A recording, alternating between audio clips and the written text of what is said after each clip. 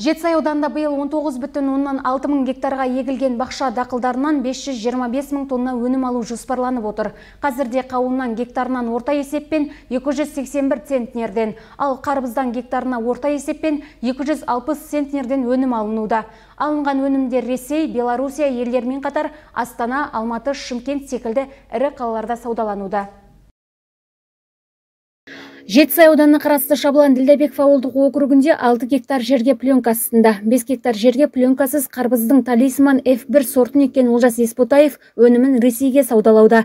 Диқаншылықты кәсіп еткен шаруа сәуір айында егіншілігін бастап, қажетті агротехникалық шаралардың дер кезінде жасалуының нәтижесінде пісіп жетілген қарбыздан шамамен 300 тоннаға жоқ өнім алынады деп жоспарланып отыр.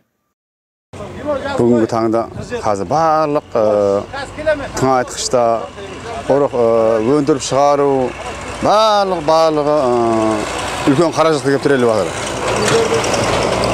Жалпы айтқанда енді қысқасы өндірдік, жетілдірдік, пісірдік. Енді мінекей қазір көріп отқандарыңыздай енді сатып жатырмыз ойдағанда. Бұның бастамасы бір 2 күн, 3 күн ұзағымен бір 17 мыңнан басталды.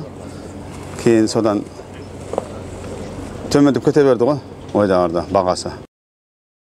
Қызылқұм ауылдық округінің тұрғыны Шәкен Ілесұлы соңғы 10 жылға жуық уақыттан бері жер егіп, диқаншылықпен айналысып келеді. Биылда жылдағы әдетпен ерте көктемде қауынның аэропорт сортын егіп, өнімін жинауға кіріскен. Енді сұранысқа сәйкес Ресей Федерациясының Мәскеу, Самара қалаларына, Беларусь елдеріне экспорттап жатыр. Сала мамандарының айтуынша қарқынды түрде жүргізіліп жатқан бақша дақылдарынан өнім жинау науқаны басталғалы бері жиналған 24,5 мың тонна бақша өнімдерінің 11,9 мың тоннасын қарбыз, 12,5 мың тоннасын қауын құрап отыр.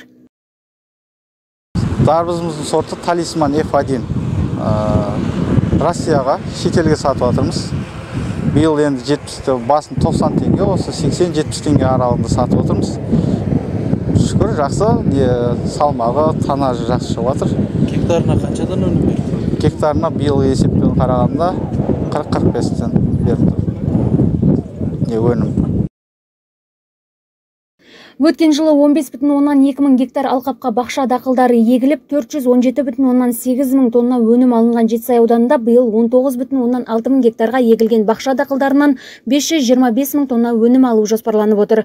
Жетісай ауданының баспасөз қызметінің көмегімен Лаура Бақытжанқызы, Бауыржан Айманов, Қуаныш Әуелбеков, ақпарат.